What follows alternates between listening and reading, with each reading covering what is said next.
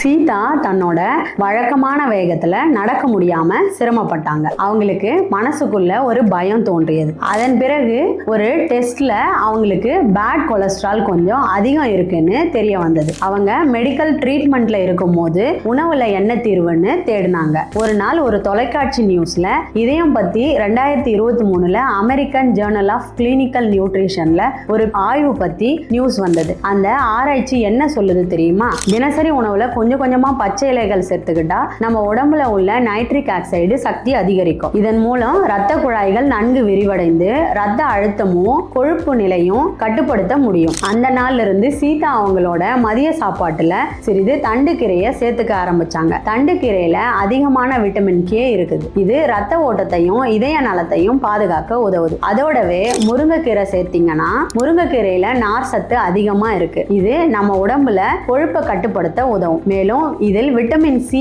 மற்றும் கால்சியம் நிறைஞ்சிருக்கு. இதயமும் நரம்புகளும் வலுவா இருக்க உதவும். வாரத்துல ஒரு முறை சிறிது வெந்தய குழம்பும் சேர்த்துக்கிட்டாங்க. வெந்தயத்துல டயட்ரி ஃபைபர் அதிகமா இருக்கு. அதோட பிளட் சுகர் மற்றும் கொலஸ்ட்ரால் கண்ட்ரோலுக்கும் நல்ல துணையா இருக்கும். அடுத்து சில மாதங்களுக்குள்ள மருத்துவ பரிசோதனையில பேட் கொலஸ்ட்ரால் சற்றே குறைவாக வந்தது. சீதா மனசும் லேசா எனர்ஜெட்டிக்கா ஆனது உணர்ந்தாங்க. இன்றே ஒரு சிறிய கீரை பழக்கத்தோட நம்ம இதயத்துக்கு ஒரு புதிய சக்தியை சேர்த்துக்கலாம். முயற்சி பண்ணி பாருங்க.